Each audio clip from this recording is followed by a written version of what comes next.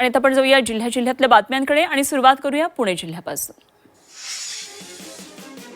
भारतीय हवामान विभागानं पुण्यासह राज्यातल्या अनेक जिल्ह्यांना पावसाचा येलो अलर्ट जारी केलाय। पुणे, मुंबई, ठाणे, रायगड, कोकण आणि पश्चिम महाराष्ट्रातल्या काही भागांमध्ये हलक्या ते मध्यम सरींची शक्यता वर्तवण्यात आली आहे।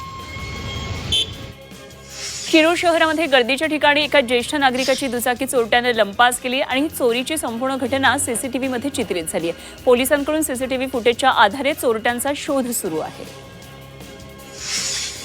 पुण्यामध्ये हडपसर, दापोडी, फुगेवाडी, विषारी दारूमुळे 21 जणांचा या ठिकाणी बळी गेला होता आणि या प्रकरणामध्ये कारवाई करत सीआयडीनं मुख्य आरोपीसह 9 आरोपींवर आता मकोका अंतर्गत कारवाई केली आहे आणि विशेष पोलीस महानिरीक्षकांनी या कारवाईला मंजुरी दिली आहे।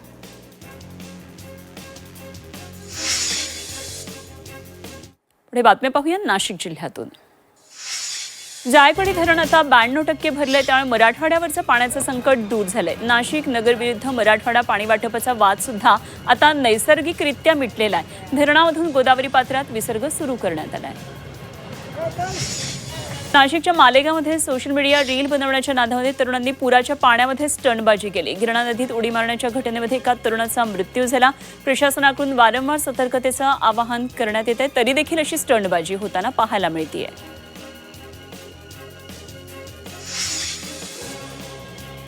पुढे बातमी पाहूया छत्रपती संभाजीनगरमधून।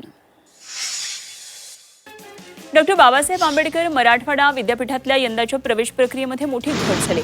विद्यापीठातल्या 49.45% जागा रिक्त राहिल्यात। विद्यार्थी पुणे, मुंबईसारख्या शहरांकडे वळत असल्याचं चित्र त्यामुळे आता निर्माण झालंय।